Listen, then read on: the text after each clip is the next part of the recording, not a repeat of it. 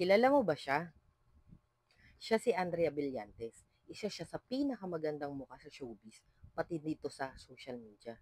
Pero siya din yung may pinakamaraming issue.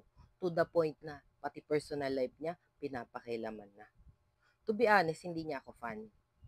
Pero noon pa man naaawa na ako sa kanya. Ramdam ko kasi na ang hirap-hirap ng sitwasyon niya lagi. Kasi pinagdaanan ko din. Naging normal na sa akin na yung personal life ko ginagamit sa akin para hilahin ako pababa. Kahit sa totoo lang, trabaho naman dapat pinag-uusapan. Hindi nga lang ako kasing tapang ni Andrea. Kasi ako, pag nandun ako sa sitwasyon na yon, nagre-resign ako, umaalis ako. Feeling ko kasi, unprofessional na yun. Naniniwala kasi ako na dapat, trabaho ang usapan pag nasa trabaho, di ba?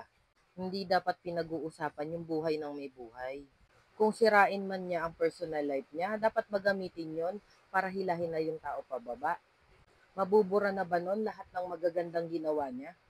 Lahat ng pinaghirapan niya? Ganun na lang ba talaga kadaling hilain ng tao pababa? Pag wala kang makitang mali sa ginagawang trabaho niya? Hindi ako magmamalinis. May mga maling desisyon din ako sa personal life ko. Pero isang bagay ang sigurado ko, hindi mo ko masisira sa pera. Hindi mo ko mabibili. Dahil para sa akin, pera equals trabaho. At pag nasira ka sa pera, kahit saan ka magpunta, wala nang maniniwala sa'yo. Wala nang magtitiwala sa'yo.